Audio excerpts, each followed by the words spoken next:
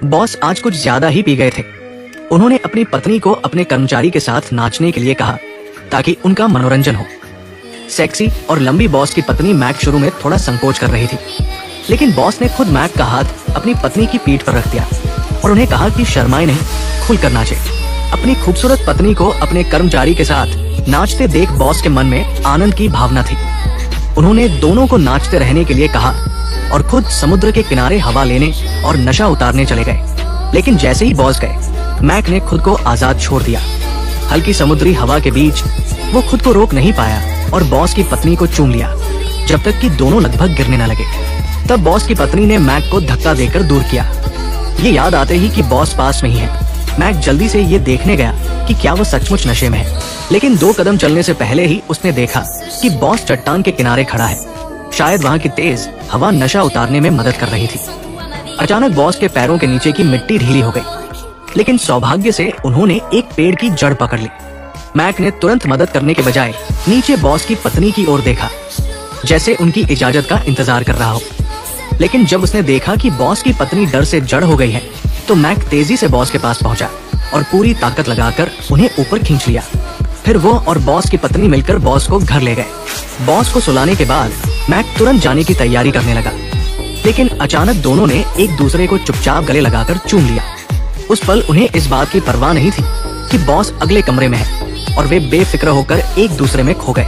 कुछ दिन पहले मैक एक नया रिटायर्ड सैनिक था। एक हादसे ने उसे गुस्सैल बॉस अली से मिलवाया। उसने न सिर्फ अली की गाड़ी को खाई से निकाला, बल्कि उसे घर तक छोड़ भी आया। इता में अली की पत्नी लौरा ने उसे कुछ नकद पैसे दिए। मैक को लगा कि उनका कोई और संपर्क नहीं होगा, लेकिन अगले दिन सुबह अली खुद उसके पास आया। दरअसल शराब पीकर गाड़ी चलाने के कारण उसका लाइसेंस 1 साल के लिए रद्द हो गया था। मैक को मेहनती देखकर अली ने उसे अपना ड्राइवर बनने के लिए कहा। सेना से रिटायर होने के बाद नौकरी न होने और अली की आकर्षक पत्नी के कारण मैक ने ये नौकरी तुरंत स्वीकार कर ली। अली को ये नहीं पता था कि मैक न सिर्फ मेहनती है, बल्कि एक रिटायर्ड सैनिक होने के कारण उसके काम में भी बहुत मदद करता है। एक बार जब एक कर्मचारी ने अली पर चाकू से हमला करने की कोशिश की, तो मैक ने उसे तुरंत काबू कर लिया। इस तरह की हरकतों से अली मैक पर निर्भर होता गया, लेकिन उसे नहीं पता था कि एक नृत्य के दौरान मैक और उसकी पत्नी के बीच चुपके से प्यार पनप गया। अब सबके फोन की बैटरी कितनी है, कमेंट में बताएं। एक ही बैटरी प्रतिशत वाले दोस्त बन सकते हैं। गरीब लड़का अनजाने में बॉस की पत्नी से प्यार कर बैठा। दोनों को बॉस की मौजूदगी की परवाह नहीं थी और वे गोदाम में बेझिझक एक दूसरे के करीब आते थे। बॉस को इस बात का कोई अंदाजा नहीं था और वो मैक को भरोसेमंद कर्मचारी मानता रहा। उसने कंपनी के सारे काम मैक को सौंप दिए, लेकिन मैक बॉस की गैर मौजूदगी में उसके घर के पास जाता और दूर से खिड़की के जरिए लौरा की खूबसूरती को निहारता। धीरे धीरे बॉस को कुछ गड़बड़ लगने लगी। उसकी पत्नी हाल ही में बार बार खिड़की की ओर देखती थी। शक होने पर उसने लैंप उठाया और बाहर देखने गया, लेकिन लौरा चुपके से पीछे हट गई, क्योंकि मैक अंधेरे में उसका इंतजार कर रहा था। ये सब इतने सलीके से हो रहा था कि बॉस को कुछ पता नहीं चला। लेकिन एक दिन जब बॉस ने मैक को अपने साथ काम पर ले जाने को कहा, तो रास्ते में उसने अपनी पत्नी को संदिग्ध तरीके से कुछ करते देखा। उसने कुछ नहीं कहा, बल्कि मैक से चुपके से उसका पीछा करने को कहा, ताकि पता चले कि वो क्या छिपा रही है। जल्द ही उसने देखा कि लौरा गोदाम में गाड़ी ले गई, जिससे वो गुस्से से भर गया। आज माल आने का दिन नहीं था, तो लौरा का वहां जाना जरूर कोई राज छिपा रहा था। वो गुस्से में गोदाम के ऑफिस में गया और लौरा को बाहर खींच लाया। लौरा रोते हुए घर की ओर भागी और उसका पति उसके पीछे गया। बहुत मारपीट के बाद लौरा ने सच बता दिया। उसने बताया कि उसका मैनेजर के साथ कोई अफेयर नहीं था। वे दोनों मिलकर नकली बही खाता बना रहे थे और अली से माल की खरीद में ज्यादा पैसे लेकर उसे आपस में बांट लेते थे। ये कहकर उसने अपनी हिस्से की नकदी अली को दे दी। ये जानकर कि पत्नी ने धोखा नहीं दिया, अली ने राहत की सांस ली। लेकिन ये नजारा दूर से मैक ने देख लिया और जलन से भरा वो वहां से चला गया। अगले दिन अली को अचानक बाहर जाना पड़ा और उसने मैक से उसे एयरपोर्ट छोड़ने को कहा।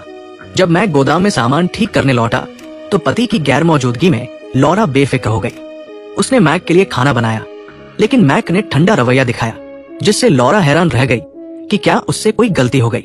हालांकि लौरा जानती थी कि मैक नाराज है, लेकिन वो पति की गैर मौजूदगी का मौका नहीं छोड़ना चाहती थी।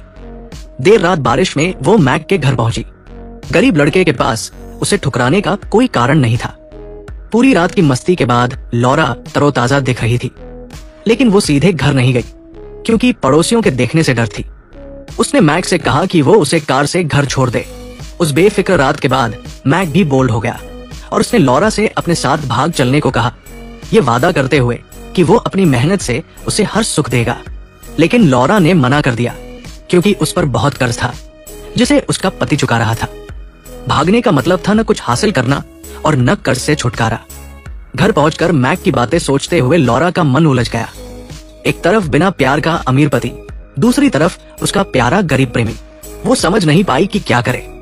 अगले दिन लॉरा ने मैक को समुद्र किनारे बुलाया और प्यार के लिए एक बड़ा फैसला लिया, अपने पति को वहां बुलाकर उसकी हत्या करना, ताकि वो उसकी दौलत और प्यार दोनों पा सके।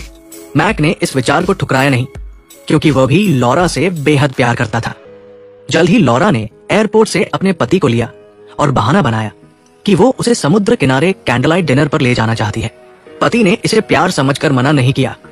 समुद्र तट पर पहुंचते ही मैक पहले से वहां मौजूद था। वे यहां अपने प्यार की जीत हासिल करना चाहते थे, लेकिन अचानक पति के कुछ शब्दों ने लॉरा को डरा दिया। क्या उनकी हत्या की योजना पकड़ी गई थी? दरअसल पति ने बताया कि उसे गंभीर बीमारी है और वो इसे छिपाए हुए था। अपनी आखिरी बातें कहने के बाद वो कार से शराब लेने गया, लेकिन तभी झाड़ियों से आवाज आई। मैक पीछे हट गया, लेकिन पति ने वहां कुछ अजीब देखा। जब लॉरा ने पूछा तो पता चला कि उसे झाड़ियों में मैक का लाइटर मिला था। अब मैक छिप नहीं सका और सामने आ गया। गुस्से में पति ने दोनों को भगा दिया और फिर कार में बैठकर खुदकुशी कर ली। इस तरह मैक और लॉरा एक साथ रहने लगे। इसके साथ ही कहानी खत्म हुई।